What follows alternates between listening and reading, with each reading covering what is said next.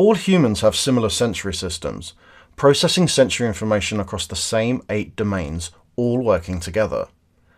Sight, your visual sense, processed through your eyes. Gustatory, taste, sensed through your tongue and mouth. Tactile, touch, sensed through your skin. Auditory, sense of hearing, noise and sound, processed through your ears. Olfactory, sense of smell, processed through your nose. Vestibular, balance, perceived through your inner ear, telling you where your head is in space and keeping you upright.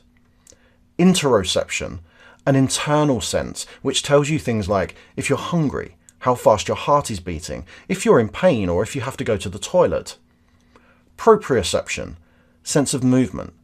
Proprioception tells you where your body, arms and legs are in space. Autistic people tend to experience more extremes in sensory processing across the 8 sensory domains than non-autistic people do, being both under and over responsive to different information at different times. In reality, this might mean an autistic student may experience pain that a non-autistic person might not understand as a genuine reason to feel pain, or an autistic person may struggle to recognise pain or have a delayed response to pain. They might hear things or smell things that non-autistic people can't hear or smell, such as perfume, hairspray, laundry detergent or coffee breath, and become overwhelmed by those things. Autistic people may be able to taste specific ingredients, or those ingredients may taste different to how others experience them.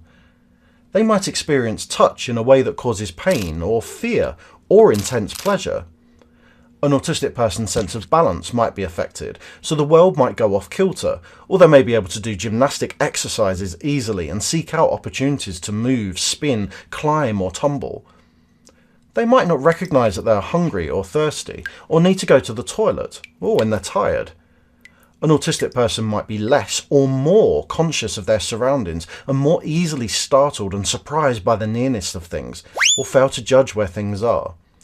They may experience eye contact as painful or overwhelming, or conversely may make overwhelming eye contact and be accused of staring. Autistic people often experience overwhelming sensory dysregulation. Emotional dysregulation can exacerbate that, and vice versa.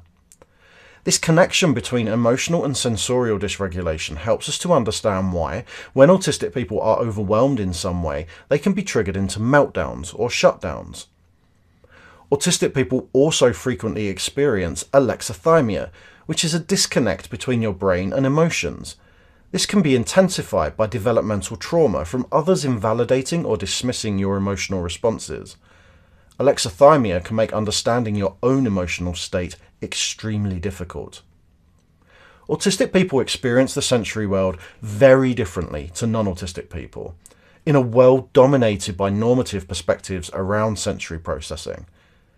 That normative perspective makes it simple for non-autistic people to unwittingly dismiss or not recognise the impact of how an autistic person is experiencing their surroundings.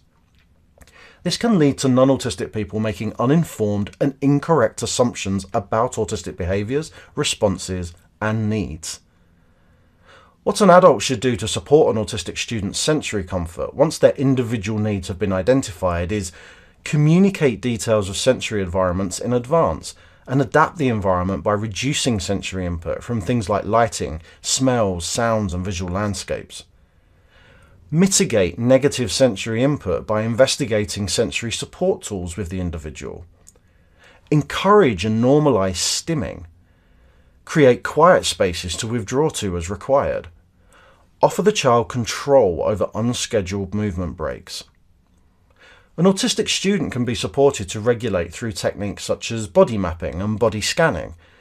These techniques support individuals to support them to understand what their body is doing in response to the environments they are in and the experiences that they are having. Helping them identify what their body is telling them and connecting that bodily experience to their emotional experience. This can then help them to predict what environments are safe for them or not. Techniques such as lazy 8 breathing can help support the student to focus on their breathing and remain calm when they are experiencing overwhelm. Fundamentally, however, the onus should be on responsible adults to facilitate ways of adapting the environment for autistic pupils through collaboration and consultation with them. Autistic pupils should not be required to endure or survive harmful environments when they are not given the agency to manage their own spaces. They cannot simply become more resilient if their surroundings are incessantly overwhelming. If you were dysregulated or in a high state of sensory or emotional arousal, would you be able to learn? If adaptations aren't possible, then consider how the student may feel in that space, how safe they are, and how it may impact them negatively. Whether you may be able to even recognize this and what you might interpret from what you see or don't see. Whether that environment is conducive to their ability to learn.